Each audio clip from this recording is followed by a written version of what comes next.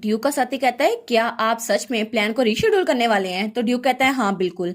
अभी भी स्क्वाड में बहुत सारा मेंबर्स हैं, तो क्या हम इसको रीशेड्यूल कर सकते हैं? तो वो कहता है जी जी सभी गैदर हो गए हैं, हम बस आपके जागने का इंतजार कर रहे थे। तो ड्यूक कहता है चलो अच्छा हुआ, मैं तुम लोग पे भरोसा कर सकता हूँ। तो तब वो कहता है और मिसेस क्विलन के खिलाफ जो इन्वेस्टिगेशन थी वो कैसे जा रही है? तो उसके साथी कहते हैं जी बिल्कुल, हमें पता चला है कि वो बहुत सारा गलत एक्टिविटीज में इन्वॉल्व थी और इसलिए हमारे पास उनके खिलाफ सबूत है। और इसका सबसे बड़ा सबूत ये है कि वो एम्परर को रिश्वत दिए जा रही हैं, जिसकी वजह से उनका बेटा जिसके पास कोई टैलेंट नहीं है वो अकेडमी में टॉप करता रहा है। तो वो कहता है अच्छा, तो कलेक्टिंग एविडेंस ये काफी होगा, मुझे लगता है तुम लोग बड़ा अच्छा काम कर रहे हो, तो आगे मुझे इसके बारे में और इन्फॉर्मेशन चाहिए। तब वो सोचता है मिसेस क्विलिन की जान लेने के लिए यही काफी होगा कि उसने मुझे पॉइजन दिया था, लेकिन अभी एक और इशू है, वो ये कि इस सब में करंट एम्परर भी इन्वॉल्व है जो कि पेंटागन एम्पायर का एम्परर है और वो बहुत ज्यादा ताकतवर है। लेकिन करप्ट नोबल फैमिली वो उसकी साइड लेती है, जिसकी वजह से मैं उसको ऐसे सजा नहीं दे सकता, इसलिए मुझे पहले एम्पर से जान छुड़वानी होगी। और एम्पर जिसको पता था कि ब्लैक नाइट जो कि मेरे नाइट्स थे वो बहुत ही ज्यादा ताकतवर हैं, लेकिन उसने फिर भी अथॉरिटी का इस्तेमाल करते हुए उनको अलग करवा दिया। और एम्पर वो तो खुद भी बहुत ज्यादा करप्ट है, लेकिन हमारे लिए इकलौती होप वो ये है कि एम्पीरियल फैमिली का छोटा प्रिंस क्राउन प्रिंस जो कि अभी अनकॉन्शियस है, लेकिन अगर वो जाग गया तो क्या पता सब कुछ ठीक हो जाए। और इस वक्त सबसे अहम मसला ये भी है कि फ्यूचर एम्परर का एक और बेटा है जो कि अपनी बुरी बातों के लिए बहुत ज्यादा मशहूर है और वो हर वक्त ड्रिंक करता रहता है, लेकिन हम सेकंड प्रिंस के साथ नहीं है, हम उसको एम्परर नहीं बना सकते। और मैंने ये बात एम्पर से भी की थी, लेकिन शायद उसने गुस्सा होकर मुझे जहर दिलवा दिया और एम्पर की बात सुनकर बहुत ज्यादा डिसअपॉइंट हो गया होगा। लेकिन जब मेरे डैड अपने घोड़े से गिर गए थे और वो जख्मी हो गए, फिर भी एम्पर ने कोई स्पेशल मेजरमेंट नहीं लिए थे और उन्होंने हालात को वैसे ही छोड़ दिया। और जब डचीज एलिस जो कि मेरी बीवी है उसको मेरी बीवी बनाया गया तो उन्होंने इस बात के लिए मना नहीं किया, लेकिन ऐसा लगता है कि एम्पर वो मिसेस क्विलिन के साथ मिले हुए हैं और इसीलिए शायद वो उनको प्रोटेक्ट कर रहे हैं क्योंकि वो मेरी दुश्मन है। तो शायद ये शतरंज का खेल हमें जल्दी खत्म करना होगा क्योंकि एम्पर वो तो बहुत ज्यादा करप्ट है, हम ऐसे मुल्क में नहीं रह सकते जिसका एम्पर इतना ज्यादा करप्ट हो। तो तब उसका साथी कहता है जी बिल्कुल, जैसे ही हमें सारे एविडेंस मिल गए हम आपकी बहन के साथ कॉन्टेक्ट करेंगे, लेकिन उनकी कमिंग ऑफ एज सेरेमनी आपके घर में ही होने वाली है। तो वो कहता है लेकिन फिर भी शेड्यूल में एडवांसमेंट के लिए कोई तो रीजन होगी ना। तो हमारा हीरो सोचता है इसकी रीजन है सही, मेरी बीवी का प्रीस्ट बनने का इरादा, लेकिन मैं इनको तो ये बता नहीं सकता। तो वो कहता है हाँ इसकी रीजन है, तो तुम लोग जितना जल्दी हो सके ये करो। वो कहता है जी बिल्कुल जैसा आप कहे सर, और सब लोग कहते हैं जी बिल्कुल हम ऐसे करेंगे। और उसके बाद सीन चेंज होता है और हमें दोबारा से चर्च का सीन दिखाया जाता है और सीना अपना मैजिक यूज करके उन दोनों को वापस वहां पर ले आई थी। तो तब वो दोबारा से कोच वन बन गया था। वो कहता है तुम्हारी स्किल्स तो बहुत ज्यादा ग्रेट है सीना। तो वो कहती है हाँ हाँ बिल्कुल, लेकिन ये लेवल तो बेसिक है, मैं तो और भी बहुत कुछ कर सकती हूँ। वो कहता है हाँ हाँ बिल्कुल, लेकिन क्या तुमने डचिस के साथ कुछ गड़बड़ महसूस की? वो कहती है डचिस, अरे हाँ मैंने सुना था कि आजकल वो वॉलंटियर कर रही है ताकि पोर लोगों को खाना दे सके। वो कहता है क्या रिलीफ सेंटर में? तो वो कहती है हाँ हाँ बिल्कुल। तो तब हमें रिलीफ सेंटर दिखा जाता है जहां हमारी हीरोइन सबको खाना डाल के दे रही थी। वो कहती है प्लीज आप लोग और पेट भर के खाइए। तो सब लोग कहते हैं थैंक यू। तो हमारी सोचती है मैं तो बहुत ज्यादा एक्साइटेड हूँ यहाँ पर, मुझे नहीं लगा था कि मैं अपने टारगेट तक पहुंच भी सकूंगी, लेकिन वो तो यहीं पर है और मेरे लिए तो बहुत ज्यादा अच्छा हो जाएगा अगर मैं ट्रीटमेंट वाले की लाइन में खड़ी हो जाऊं। तो तभी वहां पर एक बच्चा आता है जिसके साथ उसका भाई था। वो कहता है एक्सक्यूज मी। तो हमारी कहती है हाँ क्या हुआ, क्या तुम्हें ब्रेड चाहिए? वो कहता है हाँ लेकिन क्या मुझे सूप भी मिल सकता है, मेरा छोटा भाई उसका पेट थोड़ा खराब है इसलिए वो ब्रेड नहीं खा सकता। तो हमारी कहती है हाँ हाँ बिल्कुल ऑफ कोर्स, तुम इसको खाओ जितना मर्जी खाओ। वो कहता है जी बिल्कुल, और तब उसको पकड़ने लगता है तो वो कहता है थैंक यू। तो हमारी कहती है ध्यान से, ये बहुत जरा गर्म है, लेकिन तभी वो धड़ाम से नीचे गिर जाता है और सूंप के छींटे उस छोटे से बच्चे के हाथ में पड़ते हैं। वो कहती है क्या, और वो किसी को बुलाती है। वो कहती है प्लीज यहाँ पर कोई आए, यहाँ पर हीलिंग की जरूरत है। और वो बच्चा रोई जा रहा था लेकिन सब लोग बहुत ज्यादा बिजी थे। तो वो कहती है ऐसा लगता है सब लोग बहुत ज्यादा बिजी हैं तो ये मुझे ही करना होगा। तो वो बच्चे से कहती है इधर आओ। वो कहती है ये बिल्कुल ठीक रहेगा, मैं तुम्हारे भाई को हील कर दूंगी। तब उसके हाथ में हाथ रखती है तो वहां से रोशनी निकलती है और दोनों बच्चे उसको देखी जा रहे थे।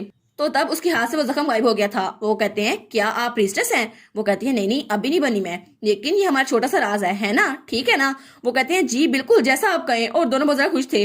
तो हमारी कहती है ठीक है तो अब तुम लोग दोबारा से खाना ले लो। तो तब उसने उनको खाना डाल दिया था और वो लोग खुशी खुशी वहां से जा रहे थे, लेकिन तब हमारी एलिस के पीछे वही प्रीस्ट खड़ा था प्रियोन। तो वो कहता है क्या तुमने अभी डिवाइन पावर यूज की? तो हमारी कहती है क्या हाई प्रीस्ट प्रियोन? तो तब उसको देख रहा था। तो हमारी कहती है नहीं नहीं। तो वो सोचती है मैं तो बाद में प्रॉपरली रिवील करने वाली थी, लेकिन मुझे लगता है उसने मुझे पकड़ लिया। वो कहती है हाँ मुझे थोड़ी बहुत तो डिवाइन पावर यूज करनी आती है। तो वो हंसते हुए कहता है मुझे लगता है कि ग्रेशियस स्पिरिट आपके साथ है माय लेडी, थैंक यू उस बच्चे को हील करने के लिए। वो कहती है वाओ, मैंने पहली बार इसको इतनी अच्छे से स्माइल करते हुए देखा है, इसकी स्माइल तो सबसे ज्यादा ब्राइटेस्ट है। तो वो कहती है मुझे आपको कुछ बताना था, लेकिन बात थोड़ी लंबी है, क्या मैं आपके साथ बात कर सकती हूँ? वो कहता है हाँ बिल्कुल। तो तब वो उसको वहां से ले जा रहा था, तो हमारी हीरोइन कहती है ये जगह? वो कहता है मुझे माफ कीजिएगा, मैं आपको रिसेप्शन रूम नहीं जा सकता ना, वहां पर पॉप बात कर सकते हैं, मैं नहीं। तो हमारी हीरोइन कहती है ठीक है कोई बात नहीं। वो कहता है मुझे माफ कीजिएगा, बहुत सारे लोग मुझे देखते रहते हैं ना, इसलिए कोई गलत रूमर ना फैल जाए, इसलिए मैं आपको यहाँ पर लेके आया हूँ। अगर आपको मुझसे कोई बात करनी है तो यहीं पे कर लें। तो हमारी हीरोइन सोचती है चलो कम से कम मेरी हीलिंग पावर की वजह से मेरे बारे में सोच तो रहा है ना। वो कहती है चलो थैंक यू आपका। और फिर वो कहती है इन ट्रुथ मैं भी एक प्रीस्टेस बनना चाहती हूँ, लेकिन उसको अचीव करने के लिए मुझे आपके असिस्टेंट की जरूरत है हाई प्रीस्ट। वो कहता है क्या? लेकिन क्या आप अपनी मैरिज की वजह से बात कर सकती हैं? मैं आपकी हेल्प कैसे कर सकता हूँ?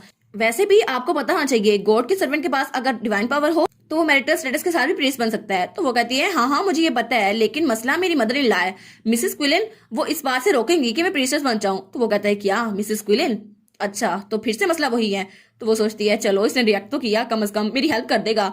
वो कहती है रियलिटी में मेरी फैमिली ने मुझे बर्डन कर दिया था और उसके बाद मेरी अरेंज मैरिज हो गई इस फैमिली में, लेकिन अब तो ड्यूक भी होश में नहीं है, तो मुझे लगता है मुझे प्रीस्टेस बनना चाहिए। लेकिन मेरे हस्बैंड वो तो अभी तक अवेकन नहीं हुए और मेरी मदर इन लॉ चाहती है मैं उनके पास ही रहूं, लेकिन मैं चाहती हूँ मैं यहाँ पर आऊँ, क्या आप मेरी हेल्प कर सकते हैं?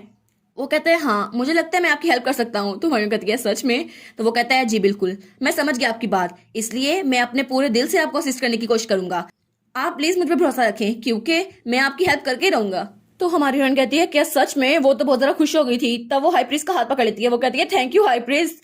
तो हाई प्रीस्ट वो तो ब्लश करने लग गया था। वो कहता है नहीं आपने मेरा हाथ पकड़ा है। तो वो उसका हाथ छोड़ देती है। वो कहती है मुझे माफ कीजिएगा। वो कहता है नहीं नहीं कोई बात नहीं। तो वो कहता है क्या हम मिसेस क्विलन से बात करने का इरादा कल ना कर ले? कल मैं आपके घर आ सकता हूँ ड्यूक को चेक करने के लिए? वो कहती है हाँ हाँ बिल्कुल, चलें अभी के लिए हम इस बात को खत्म करते हैं। और तब वहां दीवार के पीछे कोई छुपा हुआ था और वो था हमारा कोचवान यानी कि हमारा ड्यूक कैलियोस। वो कहता है तो इसका मतलब है अब तुम हाई प्रीस्ट प्रियोन की मदद लेने वाली हो यहाँ से निकलने के लिए। और तब वो सोचता है जब सीना ने कहा था वो तो ड्यूटीफुली सर्व कर रही है पोर लोगों को। वो सोचता है मैं सीना के अल्फाज के लिए थोड़ा कंसर्न था, लेकिन शायद उसका इसके पीछे मोटिव था क्योंकि मिसेस क्विलियन उसके ऊपर प्रेशर अप्लाई करेंगी तो टेम्पल उसको दोबारा से प्रीस्टेस नहीं बना सकता। इसलिए अगर हाई प्रीस्ट प्रियोन उसकी सपोर्ट करे तो शायद वो यहाँ प्रीस्टेस बन सकती है, लेकिन अगर हाई प्रीस्ट मिसेस क्विलिन के खिलाफ गए तब तो उसकी जीत हो सकती है। तो तब वो उनको जाते हुए देख रहा था। वो सोचता है तुम तो सच में एक परफेक्ट कैंडिडेट हो यहाँ की प्रीस्टेस बनने के लिए क्योंकि तुम्हारी हीलिंग पावर बहुत ज्यादा बड़ी है। लेकिन वो सोचता है एलिस्टर अपनी जिंदगी में बहुत ज्यादा मुश्किलात फेस की है और शायद उसको यहाँ से जाने देना ठीक होगा, लेकिन तभी वो अपनी मुट्ठी बंद करता है और सोचता है लेकिन मैं ऐसा कर नहीं सकता क्योंकि मैं दोबारा किसी भी हालत में अपनी लाइट को खुद से दूर नहीं जाने दे सकता। मैं दोबारा से उस अंधेरे में कैद नहीं हो सकता जहां मैं रहता था। और एलिस मुझे तुम्हारी जरूरत है, तो प्लीज तुम मेरे साथ रहो। और वो सोचता है चाहे कुछ भी करना पड़े मुझे, लेकिन मैं तुम्हें अपने साथ ही रखूंगा और तुम इस बात के लिए तैयार रहना मेरी प्यारी एलिस। और इसी के साथ ये वाला पार्ट यहाँ पर ख़त्म। तो आप लोग बताइएगा आपको ये पार्ट कैसा लगा।